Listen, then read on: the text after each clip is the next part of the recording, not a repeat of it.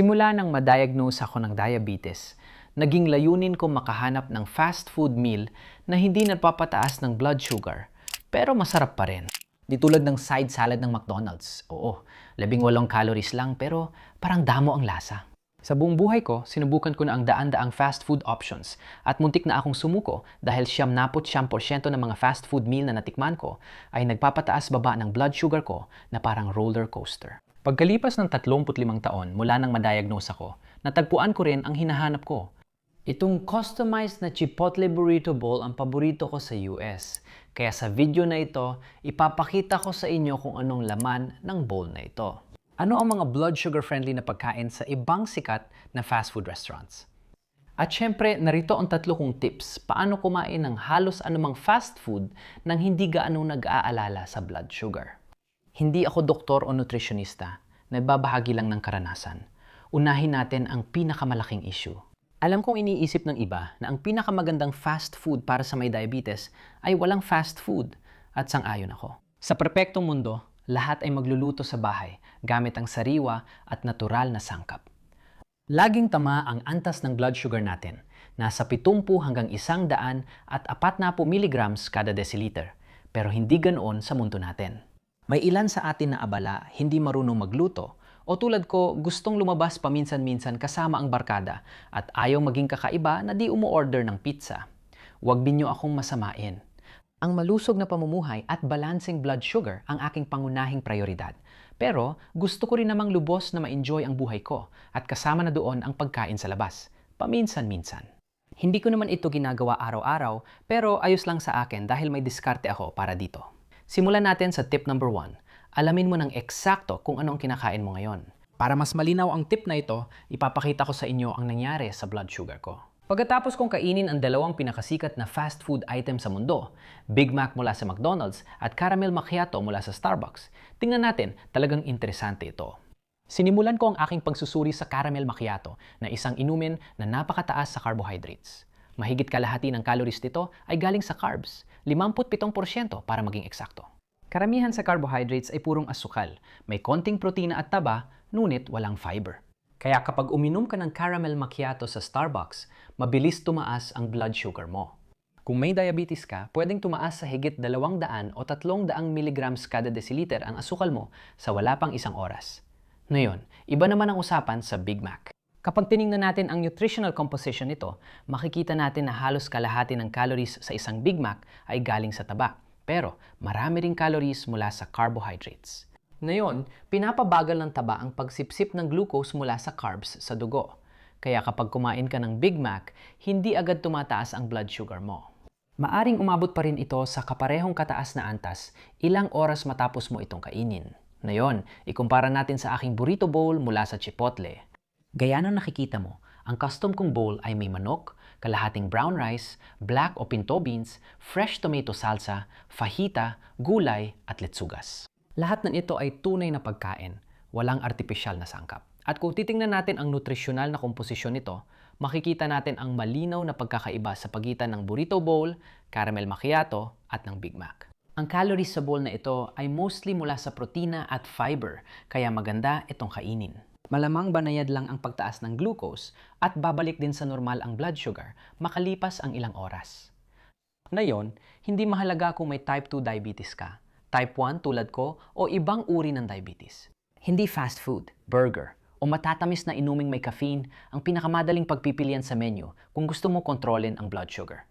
Pero bago ko ipakita ang mas magagandang pagpipilian sa McDonald's at Starbucks, kailangan ko munang kunin ang atensyon ninyo dahil iguguhit ko ang pinakamahalagang chart sa kasaysayan ng diabetes. Pinapakita nito kung paano at kailan naaapektuhan ng pagkain ng blood sugar mo. Ang purong carbohydrates ay mabilis magpataas ng blood sugar, madalas sa loob ng 1 o 2 oras. Mas kaunti ang epekto ng protina sa blood sugar kumpara sa carbohydrates at bahagya lang itong pinapataas ang blood sugar pero mas huli ang epekto. Karaniwan, mga 2 hanggang 4 na oras pagkatapos mong kainin ito. Ang taba ay maaring makaapekto sa blood sugar hanggang 6 hanggang 8 oras matapos kainin. At iyan ang dahilan kung bakit ang pagkain na mataas sa carbohydrates at taba tulad ng Big Mac, tulad ng pizza, ang pinakamahirap kontrolin.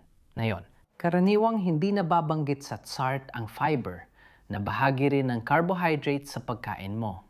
Pero ang fiber ay hindi talaga nagpapataas ng blood sugar, kaya ang mga pagkaing mayaman sa fiber ay laging magandang pagpipilian. Ngayon, syempre, pinasimpoy ang chart na yon dahil karamihan sa pagkain ay may halong carbohydrates, protina, taba at fiber. Pero ang totoo, lahat ng fast food chain ay may impormasyon tungkol sa nutrisyon ng kanilang mga pagkain na makikita sa kanilang website at sa mismong restaurant. Pakisilip ito dahil pag alam mo ang kinakain mo, makakagawa ka ng tamang estratehiya para sa blood sugar mo kahit anong fast food meal. Ibabahagi ko ang aking estratehiya at tips para sa blood sugar sa fast food maya-maya lang. Nangako ako ng mga alternatibong mas mabuti para sa blood sugar sa McDonald's at Starbucks, kaya narito na sila. Mas kaunting epekto sa blood sugar ang grilled chicken salad kaysa Big Mac at mas kontrolado mo ang blood sugar mo. Dahil higit sa kalahati ng calories sa salad ay galing sa protina at may sapat din itong fiber. Sa Starbucks, pwede kang kumuha ng black coffee na may almond milk na dapat ay may mga 2 gramong carbs lang at hindi lalampas sa 20 calories. Kaya perfect ito. Tandaan, kahit walang carbs ang kape, may caffeine pa rin ito. Pinapagana ng caffeine ang paglabas ng adrenaline at ang adrenaline ay maaring magdulot ng pansamantalang pagtaas ng iyong blood sugar. Ngayon, narito ang tip number 2. Maging maingat sa pagpili ng pagkain. Hindi ako madalas kumain ng fast food dahil alam kong hindi ito mabuti para sa utak at katawan ko. Pero sa kabilang banda, paminsan-minsan ay kumakain din ako ng malaking hiwa ng pizza o kahit isang Big Mac meal. At hindi ko sinisisi ang sarili ko doon dahil may diskarte ako para sa mga ganitong pagkain. Madalas, napapanatili ko sa ilalim ng 150 mg kada desilitro ang blood sugar ko. Tuwing nag-order ako ng fast food sa tanghalian, mahalaga sa akin na mag-isip kung paano ko gustong maramdaman pagkatapos kumain. Baka kasi may importanteng gawain o meeting ako sa trabaho na dapat tapusin o daluhan.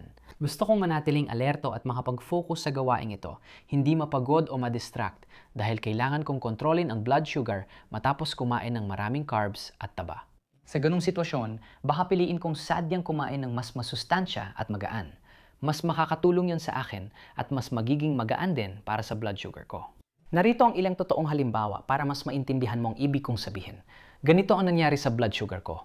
Kumain ako ng fried chicken sandwich sa Chick-fil-A na mataas sa carbs at trans fats. Ganito ang nangyari pagkatapos kong kumain ng grilled chicken sandwich. Diyan na nakikita mo, mas matagal na mataas ang blood sugar ko dahil sa fried chicken at mas marami akong oras at mental na effort na ginugol para mapanatili sa kontrol ang blood sugar ko. Mas okay daw ang grilled na karne kaysa fried. Pero paano ang wraps at bowls? Mas okay ba sila kaysa sandwiches? Para malaman yan, pumunta ako sa Subway at kumain sa 3 araw. Umorder ako ng parehong inihaw na manok na may Swiss cheese, lahat ng gulay at vinaigrette. Isang beses bilang sandwich, isang beses bilang wrap, at isang beses bilang bowl, pagkatapos kainin ang sandwich.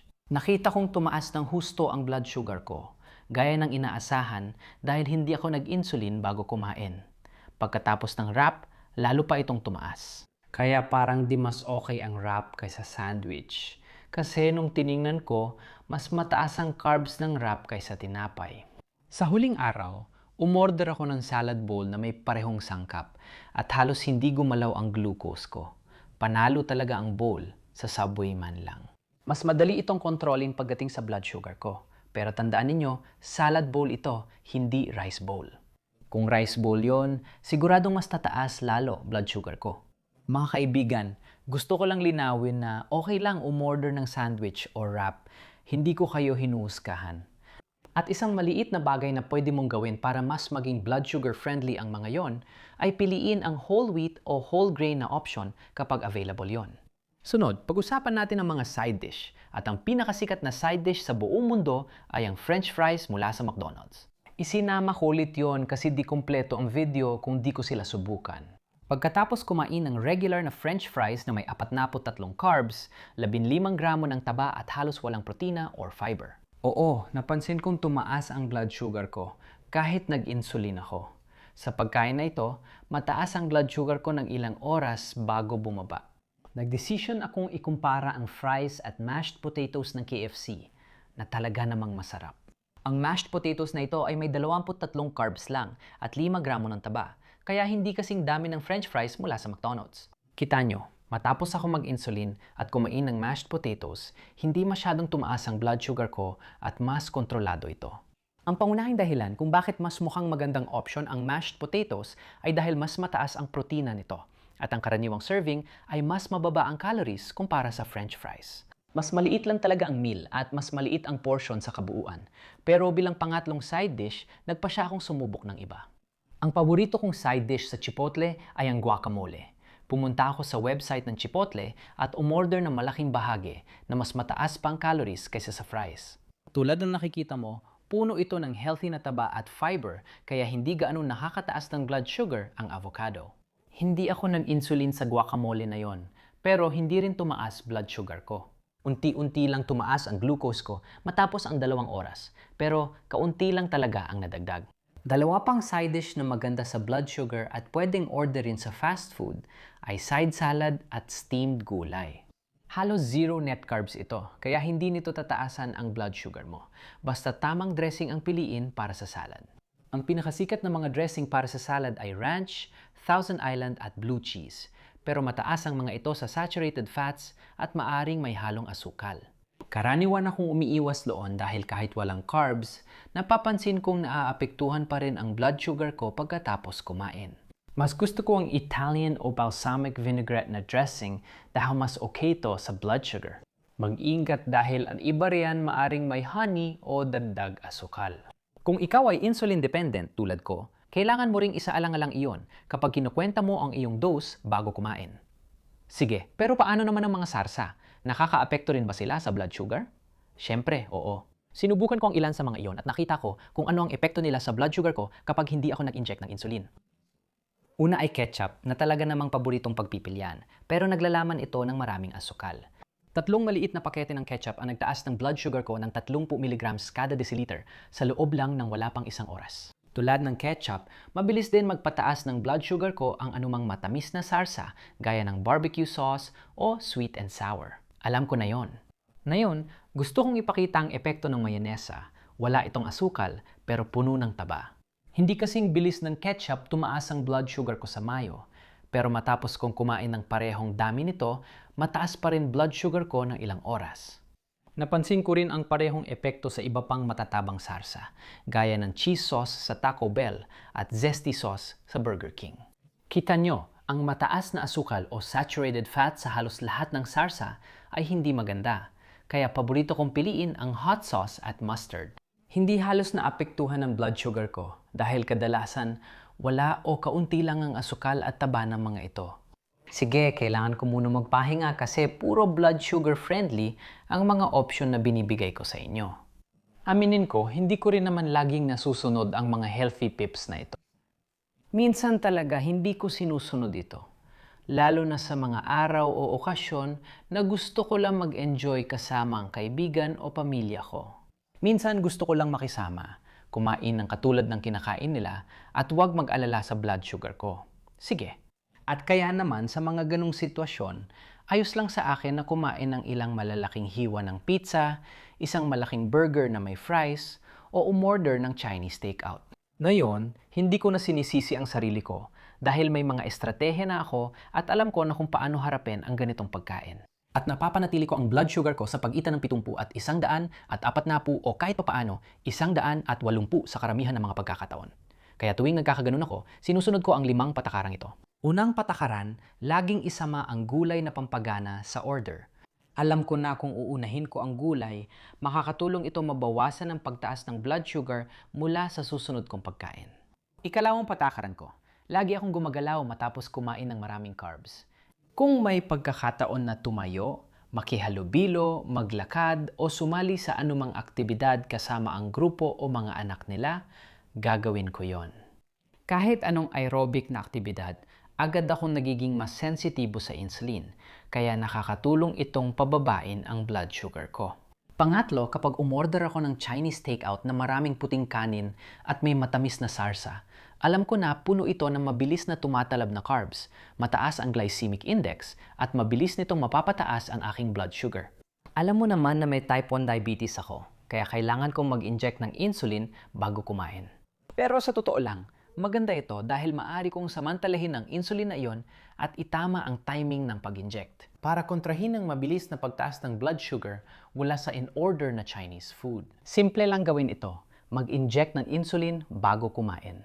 Para sa pagkaing mataas ang glycemic index, pwede kong kunin ang insulin mas maaga kaysa sa nakasanayan ko sa ibang pagkain. At sa partikular na pagkakataong ito, sa kaso ko, maaari itong hanggang 20 minuto bago kumain.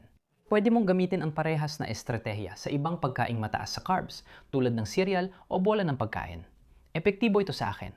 Panuntunan 4. Kapag kumakain ako ng pizza, maraming carbs at taba ito. Alam kong ibang epekto nito kumpara sa Chinese takeout. Mas mabagal ang pagtaas ng aking glucose at maaring tumaas ang aking blood sugar ng ilang oras matapos kumain ng pizza na yon. Pero muli, magagamit ko ang insulin ko para labanan ang mas mabagal pero mas matagal na pagtaas ng blood sugar. Ang ginagawa ko ay kinukuha ko lang ang kalahati ng aking insulin dose bago kumain at ang natitirang kalahati ng insulin ay ini-inject ko mga 90 minuto pagkatapos kumain ng pizza na yon. Maari mong gamitin ang parehong estratehiya sa iba't ibang pagkaing mataas sa taba at carbs. Ngayon, ang katawan mo, ang uri ng insulin na ginagamit mo at ang iyong mga pangangailangan sa insulin ay maaring iba sa akin. At yan ang dahilan kung bakit ang susunod kong panuntunan ay marahil ang pinakamahalaga sa listahan. Bago tayo magpatuloy, may mahalaga akong sasabihin. Madalas akong makatanggap ng alok mula sa mga kumpanyang may kinalaman sa diabetes na gustong ipromote ko sa iyo ang kanilang produkto. Madalas silang mag-alok ng maayos na bayad pero kadalasan ko itong tinatanggihan para manatiling malaya ang channel ko mula sa sobrang ads. Ang paggawa ng mga video ang aking ikinabubuhay kaya lubos akong nagpapasalamat sa inyong suporta sa Patreon. Sa Patreon community, magkakaroon kayo ng direct access sa akin, bonus content, imbitasyon sa virtual na pagtitipon at iba pa. Limitado lang ang pods sa Patreon group kaya sumali na habang pwede pa. Ngayon, punta tayo sa pinakamahalagang tip sa video na ito, ang trial and error na nakikita ninyo. Kapag nagiging mapangahas ako at nagpasya na subukan ng bagong pagkain, madalas wala talaga akong paraan para malaman kung ano-ano ang eksaktong laman ng pagkain iyon. Una kong ginagawa sa ganitong sitwasyon ay tantiyahin kung ilan ang carbs ng pagkain. Iniisip ko rin kung katulad ba ang pagkain ito sa alam ko na o may estratehiya na ako para dito. Mas kahawig ba ito ng Chinese takeout? Mas kahawig ba ito ng pizza? O mas kahawig ba ito ng Chipotle bowl? Hindi ko inaasahan na maging tama agad sa unang subok. Pero tinitingnan ko ito bilang pagkakataon para matutunan kung paano magre-react ang katawan at blood sugar ko at kung ano ang mararamdaman ko pagkatapos kumain. Ang pinakamadaling paraan para gawin ito ay maglaan ng sandali at tingnan ang blood sugar graph ko sa CGM ko pag-uwi ko sa bahay. Kapag hindi maganda ang resulta, iniisip ko kung anong dapat baguhin. Sa particular na uri ng pagkain ito, dapat ba akong kumain ng mas kaunti sa susunod, magdagdag ng insulin, o mag-inject ng insulin ng mas maaga? Mayroon pa ba akong pwedeng pagbutihin pagdating sa diabetes? Kailangan lang subukan at matuto sa pagkakamali. Kaya talagang malaking tulong para sa kahit sino na gustong maintindihan ng mga bagay na maging mausisa at patuloy lang na sumubok ng sumubok. Ipinapangako ko na sa pagdaan ng panahon, matutuklasan mo ang tamang diskarte sa halos lahat ng sitwasyon, pagkain o aktibidad sa buhay. Pero sa totoo lang, hindi lang fast food ang hamon sa may diabetes. Isa pang malaking hamon sa pakikisalamuha ay ang alak. Kung gusto mong malaman paano ko kontrolin ang blood sugar ko habang umiinom at ano ang paborito kong inumin na hindi nagpapataas ng blood sugar, i-click at panuorin ang video na ito. Kita-kits tayo doon. Paalam.